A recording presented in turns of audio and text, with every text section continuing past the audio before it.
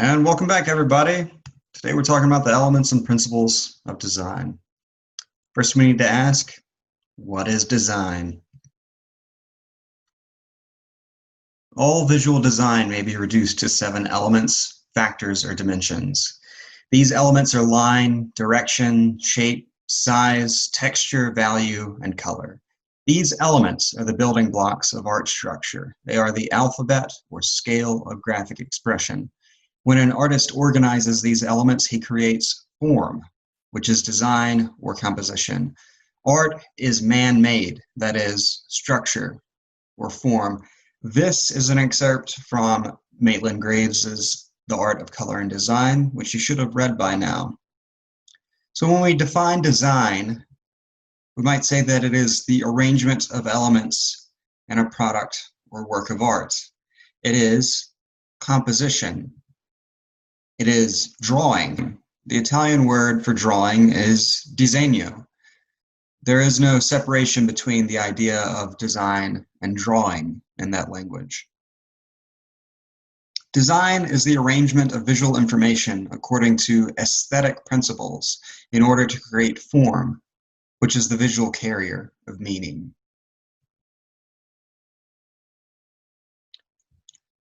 If we take a look at the word art, we can see that it is the root of the word artificial. Pablo Picasso said that art is a lie that helps us see the truth. Art is man-made. It does not reflect nature, but reflects our own ideas about nature. Aesthetics is the branch of philosophy concerned with the study of beauty. The elements of design are building blocks of design. They are the raw ingredients. They are the vocabulary of a language. The principles of design are the rules that govern how elements operate in relation. They are a grammar or syntax. The elements, in other words, the vocabulary of design, and the principles or the syntax of design combine to create the language of design.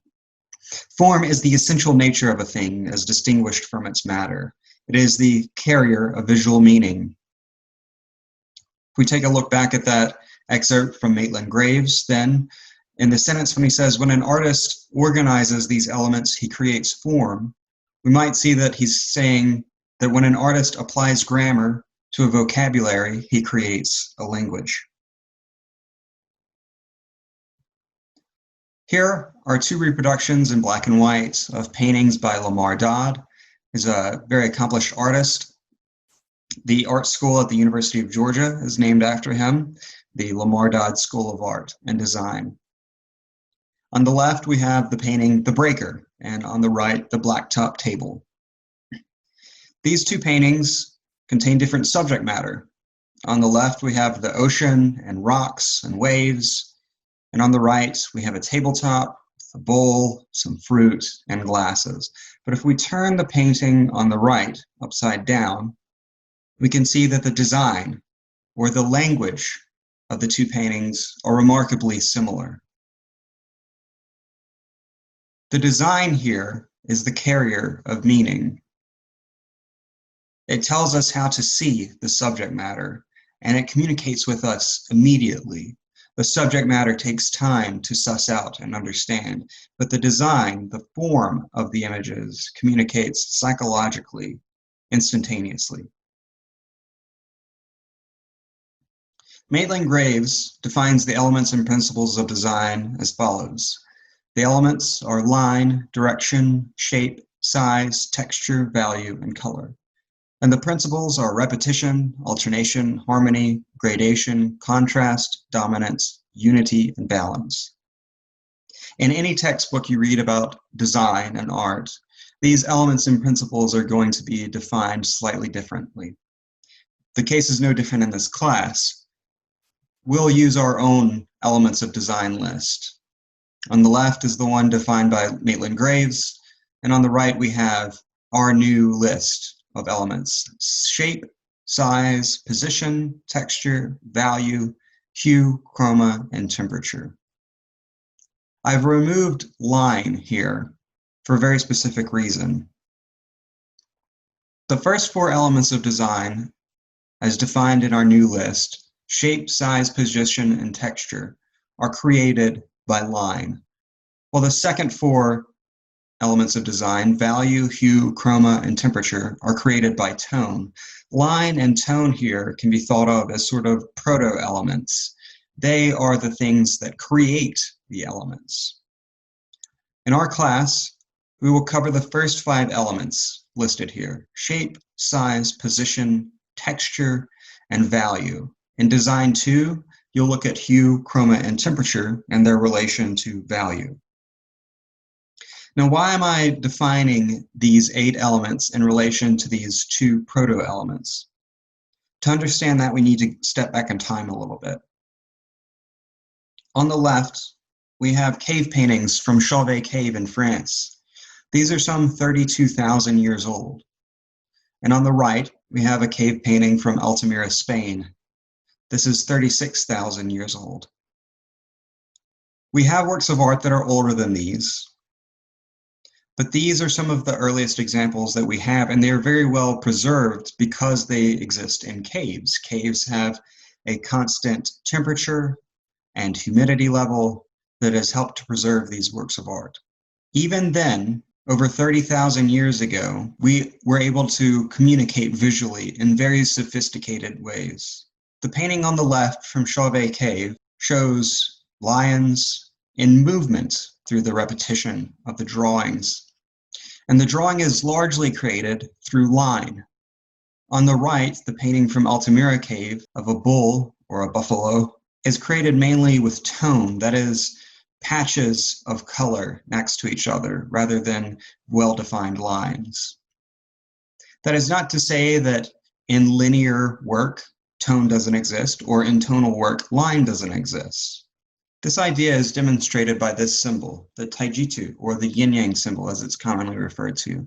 This symbol from ancient China, from the Taoist tradition, represents order and chaos, represented by white and black, respectively. But you'll see within the white swoop that there is a black dot, and within the black dot there is a white dot. This means that order cannot exist without chaos, and chaos cannot exist without order. Our 2 proto-elements, line and tone, cannot exist without one another, but they define separate elements of design. This idea is represented again in a more modern context. Here is the symbol of the Prime Jedi used in Star Wars, The Last Jedi. Balance is the goal here, and the dark side cannot exist without the light, and the light side cannot exist without the dark. So too here in this print made by Kitagawa Utamaro, Midnight, Mother and Sleepy Child, from 1790, we'll see that a work of art that is largely linear in nature has tone in it, and the blocks of color that represent the print on the kimono. Or this work by Piet Mondrian from 1935, composition with double line and blue, that there are patches of tone in a largely linear world. This helps to reinforce the linearity of the work of art. Or here, in this drawing by Michelangelo Buonarroti from the 16th century, the satyr's head, where line is placed very close next to each other, in what's called hatching and cross-hatching, where line, in fact, creates tone. Or this very dark work of art by Reinhardt, one of his black paintings from the 1950s and 60s, where when 2 tones meet each other, they create a line, even though there is no line drawn. This work of art by contemporary painter Bill Scott is a largely tonal work of art. Patches of color, of light and dark, placed next to each other, but even within this world, there are instances of line being drawn on top of the tone to help set off the tone. And actually, it helps to illustrate that this is a tonal world through contrast. But what even is a line? We'll start here with our picture plane, and in that plane, we'll find a point, A point is a location in space that has no dimension. It does not have length and it does not have height. It exists at a position, and that is it. If we extend that point through length in one dimension, then we have what is referred to as a line. So a line is a point lacking dimension in space that is extended by one dimension, length. It is represented for our purposes by narrow marks on a defined two-dimensional picture plane, itself defined by measurements of length and height. These are abstract terms. And what do I mean by that? Let's start again with our picture plane. And you'll see that our picture plane contains two dimensions, length and height. Now this point that we have found inside our picture plane is visible to us only because it too contains length and height. It is a very small measurement of length and a very small measurement of height, but we wouldn't be able to see it unless it contained those dimensions. So this point in the center of our picture plane is actually an abstract mark. It is a mark that is visible that represents the abstract idea of a point which is not visible. So too is this line. This line contains the shallowest amount of height, but it does exist. If it didn't contain height, we wouldn't be able to see it. So this line, which represents a one-dimensional idea, is actually represented here in two-dimensional terms. If we extend this idea even further, we can see that our two-dimensional picture plane, this white rectangle that we're using to create our point and line inside of, is actually an abstraction in and of itself. It is flat, it contains length and height, but it is being projected on a computer screen. And this computer screen is flat, but it also contains depth. Even a sheet of paper contains depth. It is a measurement of increments of millimeters, not even full millimeters, that makes up the depth of a sheet of paper, but even that is a depth in and of itself. But we think of paper as two-dimensional. We think of this computer screen as two-dimensional, when in fact it does contain all three dimensions. So this three-dimensional computer screen that you're looking at in front of you that creates this two-dimensional picture plane is actually made up of three full dimensions. In art, we use abstract symbols to represent concrete ideas. The verb abstract means to draw from, to draw the essence from. Something that is concrete is the thing in and of itself. The drawn line is an abstract idea that gets at the concrete reality of the line itself. Even the most representationally faithful painting of an apple is only ever an abstraction of an apple. And in fact, Plato would say that every real apple you've ever eaten is but an abstraction of the one true Platonic apple. I'm not sitting in a chair recording this lecture. I'm sitting in the abstracted idea of a chair. So let's look at these elements of design again.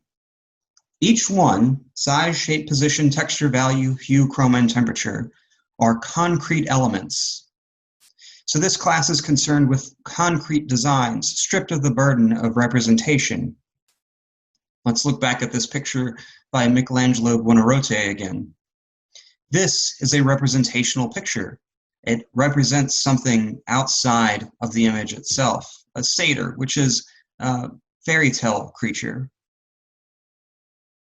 This representational work of art is naturalistic. In other words, it appears to us as if it would appear to us in real life.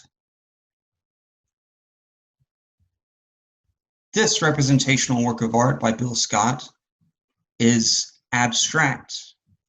He has abstracted the form of flowers and leaves. into simple lines and blocks of colors. But it is still representational. So abstract art is still representational art. This painting, on the other hand, by Piet Mondrian, is concrete. It does not represent anything outside of itself. It is a combination of lines on a picture plane with tones of white and blue placed next to each other. It is the concrete idea in and of itself. So let's look at lines. Lines can make different shapes. They can bend in different directions. If we continue that line bending around itself, it will eventually close into a shape. The idea of a shape is a simple thing that you've been dealing with from a very young age, but it's time to start thinking about these things in more concrete ways. So line creates shape.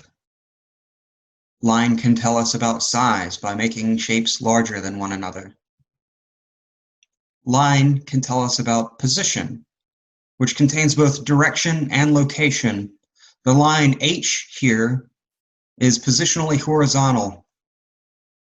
Its direction is from left to right, or right to left, but it is also, in terms of location, in the bottom left quadrant of this image.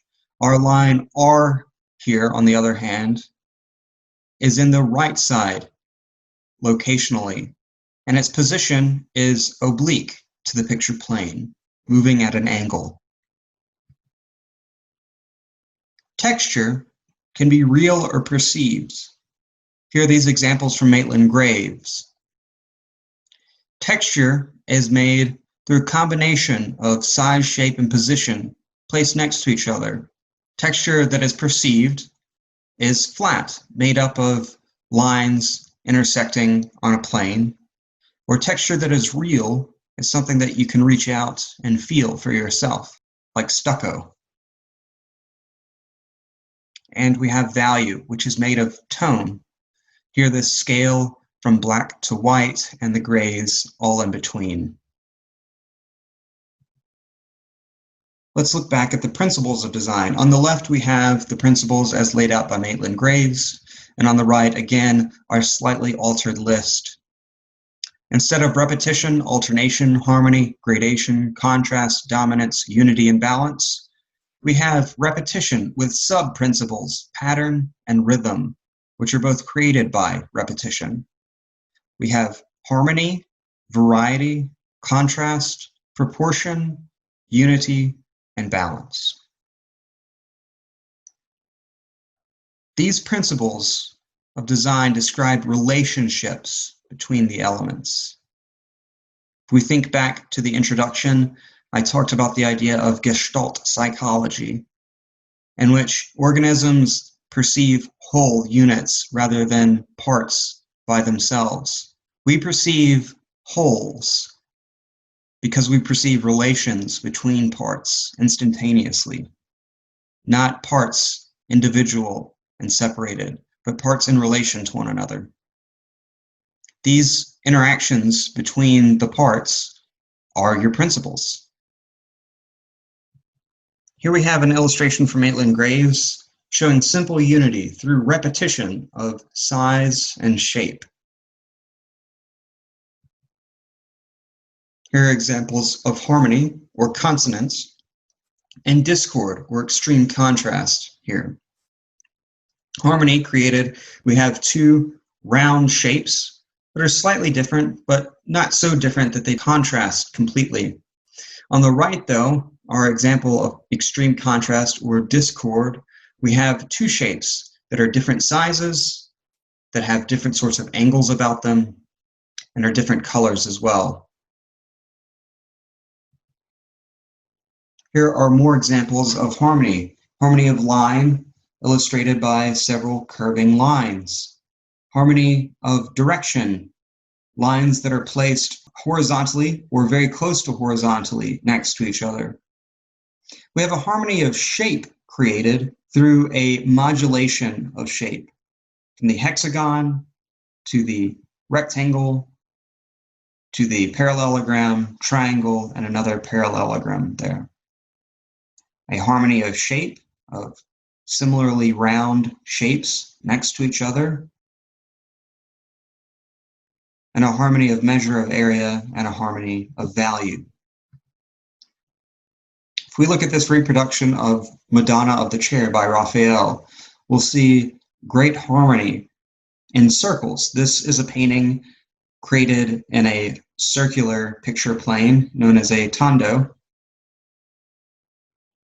And inside the picture plane, we have Mary, the baby Jesus, and John the Baptist, represented by a series of circles. This is the underlying structure of the painting. It doesn't look like that when we come to the finished image, like this, but underlying this is a scaffolding of harmony, of shape, placed next to each other. This is design. Here we have a white pagoda. This represents a repetition of shape with proportional decrease in size, creating an overall unity through harmonious pattern and symmetrical balance from left to right.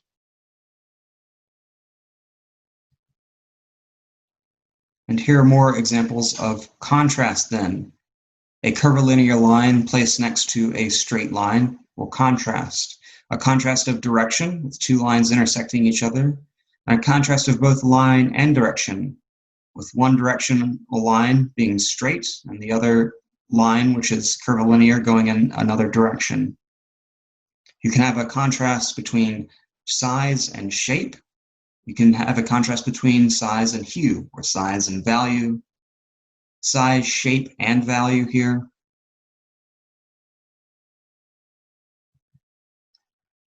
And here are more examples of contrast.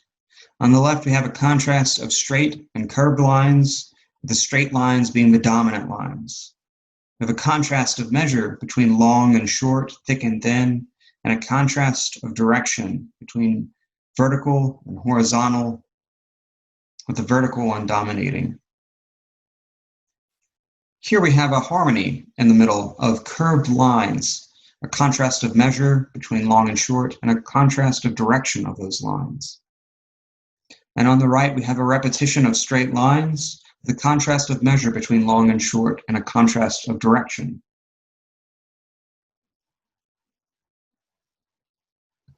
And with that, we've come to the end of our lesson today and your homework.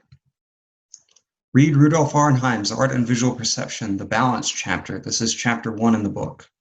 And again, I know that this book is heady and confusing. Just kind of follow along and do the best you can, and we'll suss out all of these confusing bits as we go along in class. And complete your studio problem number 2. Using narrow dark lines in a rectangular format, create unity through variety. A variety of shape, a variety of size, a variety of position. Create unity through a bunch of contrasting elements. I'll need 10 thumbnails. Select the best thumbnail that you've created to create the larger final design. That design should be pasted down to a sheet of black construction paper with 2 inches of border all the way around the design, and that should be pasted into your sketchbook. Every design that you produce from here on out should be concrete. There should be no representational work. Your concern in this class is for the concrete elements and how they relate. We're trying to offload the burden of representationality, because creating representational work that relates to items or people or things that we know in the real world carries its own sort of psychological weight, which is going to get in the way of what we're trying to do in design class. So work concretely from here on out. And with that,